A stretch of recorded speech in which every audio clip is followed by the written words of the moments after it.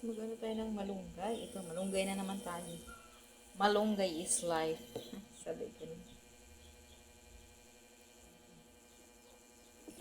Ano yun po? Malunggay na po tayo.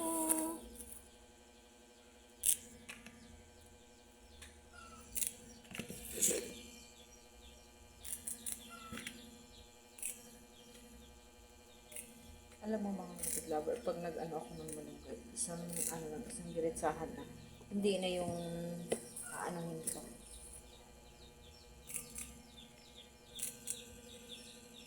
Model sa malunggay.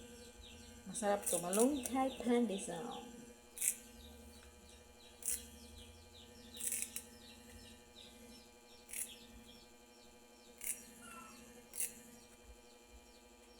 Masarap talaga ang malunggay mga.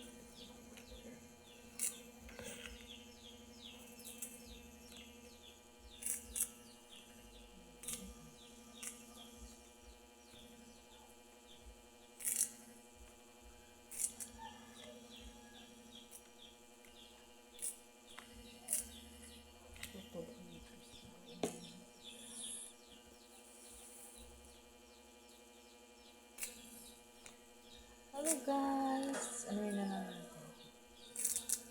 Alam mo ba mga kapitlawer, madaming ito yung malunggay, maraming mga benefits. Sa akin, pag nagluto ako ng malunggay, hindi ko nilalagyan ng diretso ng parang siya ba? Parang wala lang kanin-kanin yun. Gulay na lang talaga.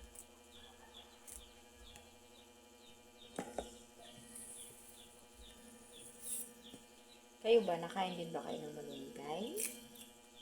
Ha?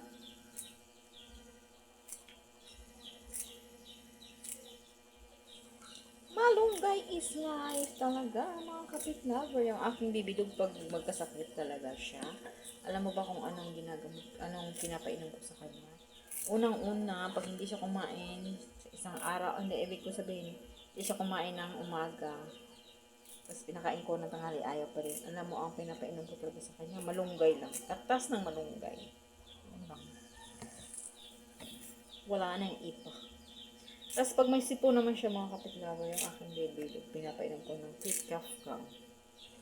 Ayan, sa TikTok ko yan nabibili. Nabisa po sa sipon, sa ubo. Kailangan, kung may sakit ang inyong mga for baby, agapan nyo na para hindi pa lumala. Ano naman aking new egg.